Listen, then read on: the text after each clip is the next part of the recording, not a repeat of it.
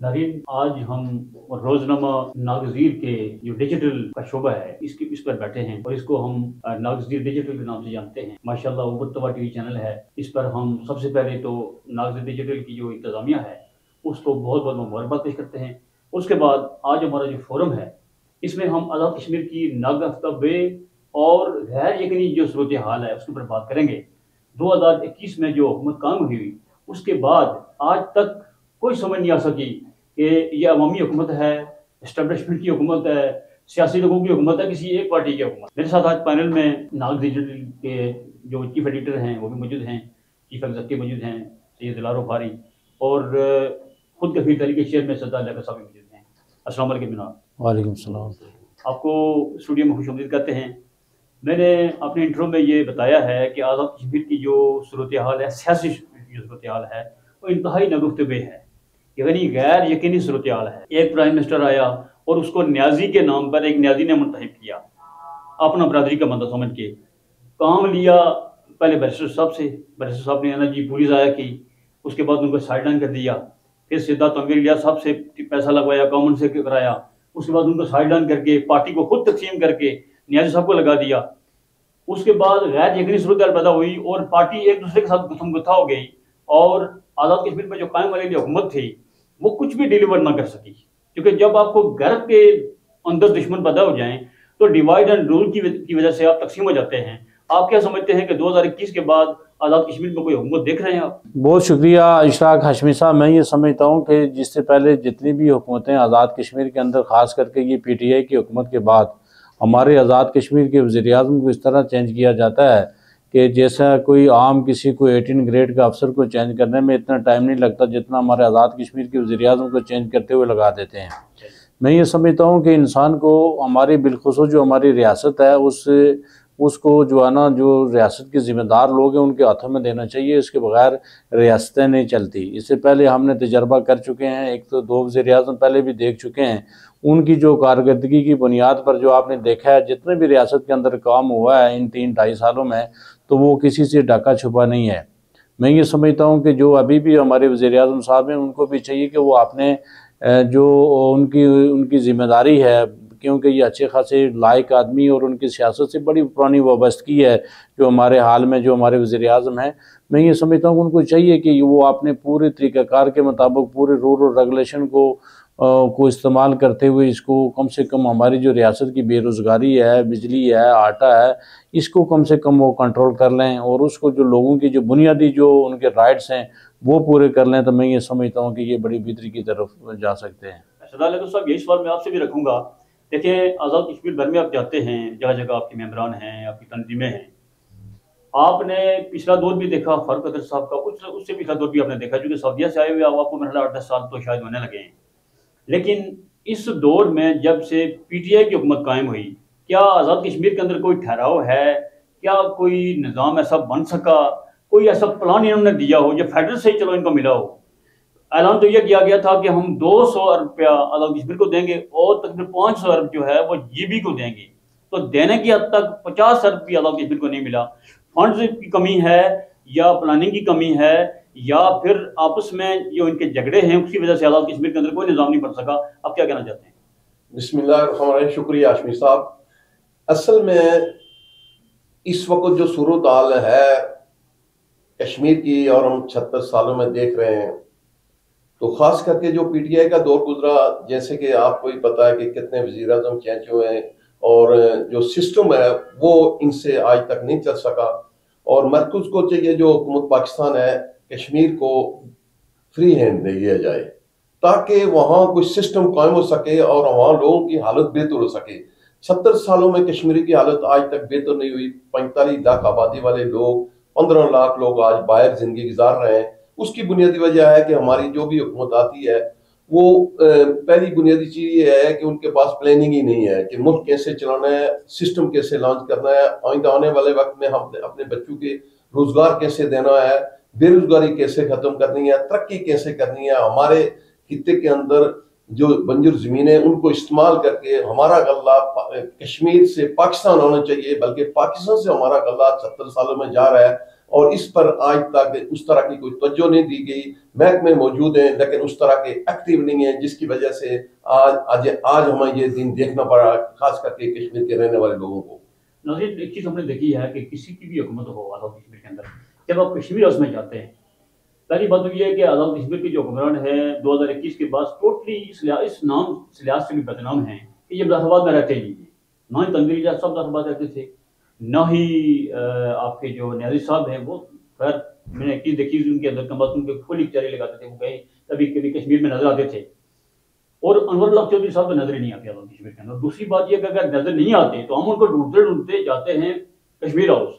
सैयद अलैहि साहब इस चीज़ के गवाह हैं। बड़े स्ट्रॉन्ग रेफरेंस से नाजरीन हम प्राइम मिनिस्टर से मिलने के लिए गए। हम उनके सफीर साहिबान का नाम नहीं लेना चाहते, लेकिन उन लोगों ने हमें बुलाया, वहाँ जब बैठे रहे, मेंबर के लोग भी थे, आप यकीन करें जिस हल्के से उनका तल्लक है उसके लोग भी थे।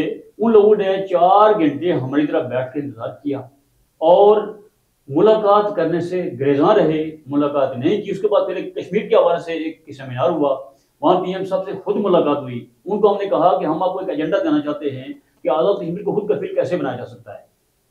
हमारे पास पोस्ट डॉक्टरेट लेवल के लोग थे, हमारे डेलीगेशन में 8-10 लोग थे, बड़े हाई लेवल के, जो सब पेंशन ले रहे हैं या बरन मुल्क से आए हुए हैं। एक बंदा भी पैसे मांगने के लिए या किसी अपनी डिमांड के लिए नहीं जा रहा था कि कौमी लेवल पर जा रहा था।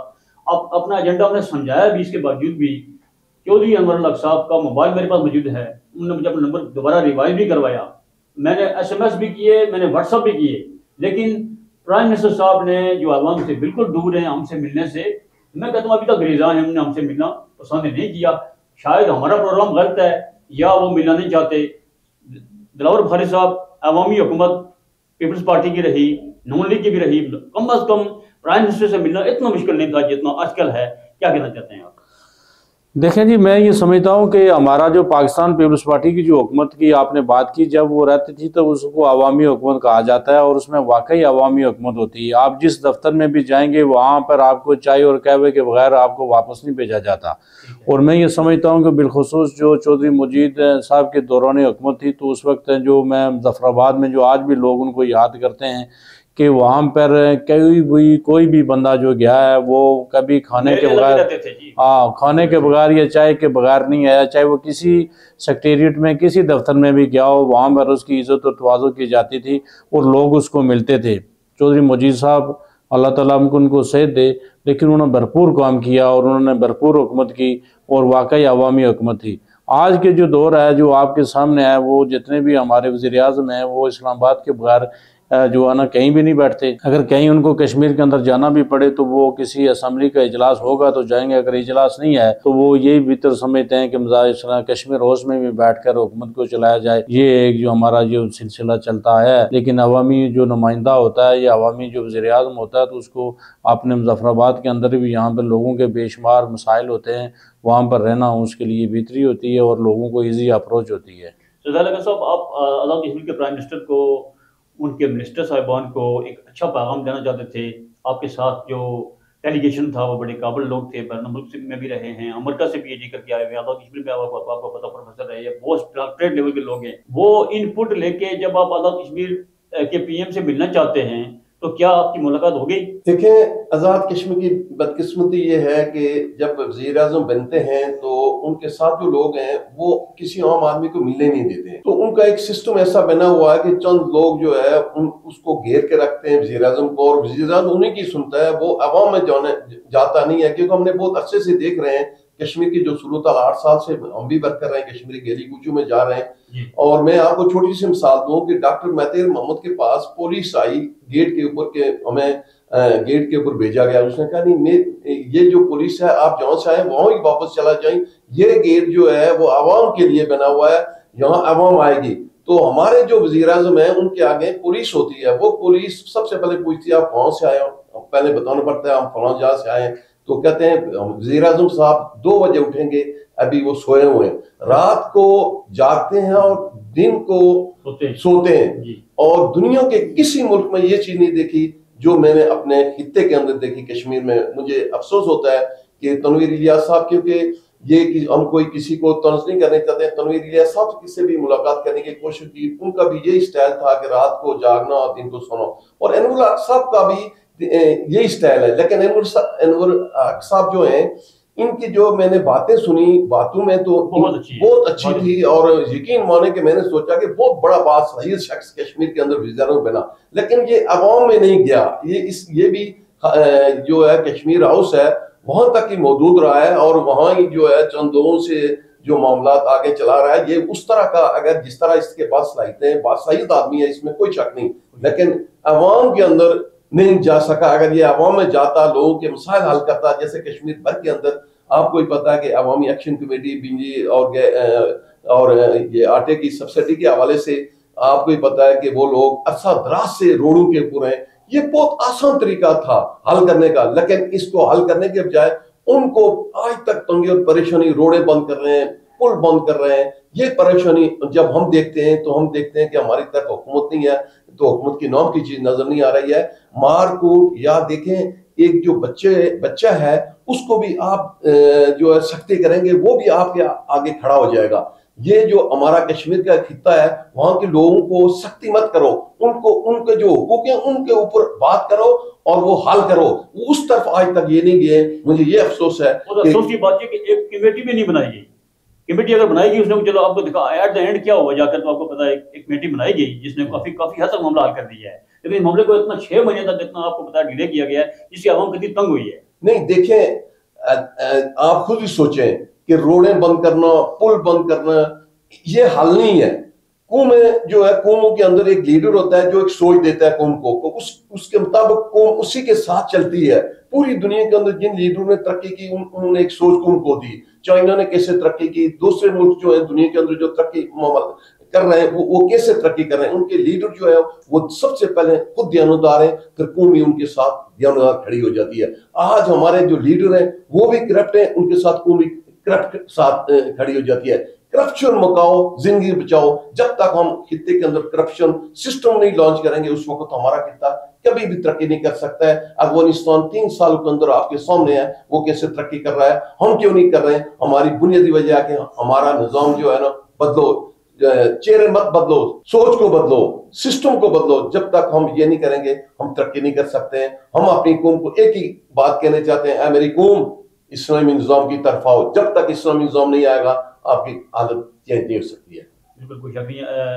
ज़फ़र खालिद साहब, आज़ाद कश्मीर में AKNS बनी हुई है। आज़ाद कश्मीर की हुकूमत ये क्लेम करती है कि हम आज़ाद कश्मीर में रह के कश्मीर की आज़ादी के लिए बेस कैंप हैं। क्या यह बेस कैंप है? देखिए जी, जो हमारी जो AKNS के बारे में आपने सवाल किया, तो ये है कि वो तो जो हम भी रियासत के हवाले से जो भी कोई खबर होती है, जो भी मामलात होते हैं कश्मीर के हवाले से, जितने भी हमारे आज़ाद कश्मीर के पेपर हैं उसको भरपूर तरीके से उसकी नुमाइंदगी करते हैं।